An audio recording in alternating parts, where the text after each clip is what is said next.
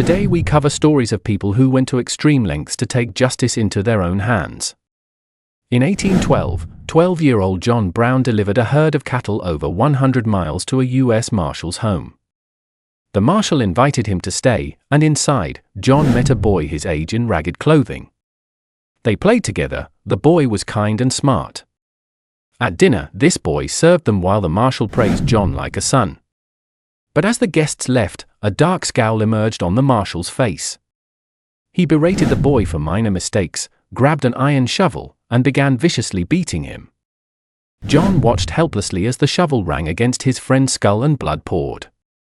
In that moment, the cruelty of slavery became crystal clear. The Browns were Calvinists who believed slavery was an abomination. John silently decided to wage an eternal war against it. By age 16, John set out on his own. He moved from city to city, failing at various businesses but fathering 20 children and helping slaves escape via the Underground Railroad. In 1829, while operating a safe house in Pennsylvania, neighbors asked for help driving out Native Americans. Disgusted, he replied, "I would sooner take up my gun and help drive you out." Tensions between North and South escalated. The Three-Fifths Compromise gave Southern states disproportionate power, leading to the Fugitive Slave Act of 1850. Brown questioned if pacifism was enough and formed the League of Gileadites to defend escaped slaves. In 1854, the Kansas-Nebraska Act allowed territories to vote on slavery. Pro- and anti-slavery settlers rushed to Kansas, among them were 5 of Brown's sons. By 1855, John joined them with a wagon of weapons. On May 21, 1856, pro-slavery groups sacked Lawrence, Kansas. The next day, Representative Preston Brooks beat Senator Charles Sumner with a cane on the Senate floor. These events broke something inside the 55-year-old Brown. He realized the South would never see slavery as morally wrong and that Northern abolitionists were cowards. On May 24, 1856, John led a group to the home of James Doyle, demanding he and his sons come out. This Potawatomi massacre ignited Bleeding Kansas. Brown became public enemy number 1, leading a militia in multiple battles. He eventually left Kansas as a wanted man, branded a hero in the North and a lunatic in the South. In August 1859, Brown met Frederick Douglass in secret. Brown planned to raid the Federal Armory at Harper's Ferry, Virginia, to incite a slave insurrection. Douglass warned it was a suicide mission, but Brown felt he was an instrument of God. On October 16, 1859, Brown and 18 men seized the arsenal, taking Lewis Washington hostage. They waited for slaves to join them, but instead, local militias surrounded them. U.S. Marines, led by Robert E. Lee, stormed the engine house. Brown was wounded and captured. 8 of his men, including his sons, died. Found guilty of treason and murder, Brown addressed the court, stating that if he had acted for the rich rather than the enslaved, he would have been rewarded. He was hanged on December 2, 1859.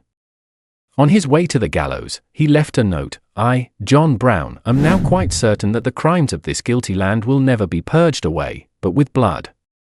A year later, the Civil War began. In 1983, Gary Plorch was driving his 10-year-old son, Joe D., to karate practice. Joe D's instructor was 24-year-old Jeffrey Doucette. Gary, seeing Jeff was struggling, invited him for dinner and let him stay over. Jeff became a close friend, and Gary trusted him. On February 14, 1984, Jeff borrowed a car and took Jody for a ride. They didn't return. After a countrywide search, Jody was found with Jeff in a California motel. Jeff had kidnapped Jody, taking him to Hollywood and Disneyland while keeping him locked away at night. When Jody returned, a medical exam revealed a horrific reality: Jeff had been molesting the boy for over a year. Gary's world shattered, and his guilt turned to rage. Jeff was charged with kidnapping and molestation. While waiting for the trial, Gary's rage built. He heard from a friend at a news station that Doucette would be flown back to Louisiana on March 16. That night, Gary went to the Baton Rouge airport disguised in a hat and sunglasses. As police escorted Jeff through the corridor, Gary stood at a payphone. He told his friend on the line, "You're about to hear a shot, dropped the receiver, and fired a single bullet into Jeff's head. The assassination was filmed live by news crews. Jeff died the next day. Gary was tried for murder but pleaded no contest to manslaughter. The judge gave him a suspended sentence and probation. He never went to prison. When asked why he did it, Gary replied, "If somebody did it to your kid, you'd do it, too." In 1848, Sam Brannan fled religious persecution and ended up in San Francisco. He opened a store, but his life changed when men paid for supplies with gold dust from Sutter's Mill. Brannan investigated and found the American River full of gold. Instead of mining, he bought every pickaxe and shovel in the area, then ran through San Francisco shouting, "Gold on the American River!" His marketing stunt worked. 75% of the men raced east, stopping at Brannan's store for marked-up tools. Brannan became California's first millionaire. However, the boom brought lawlessness. Gangs like the Sydney Ducks roamed freely, bribing corrupt officials. After a fire set by the gang burned half the city, Brannan formed a committee of vigilance in 1851. They held a public trial for a thief and hanged him.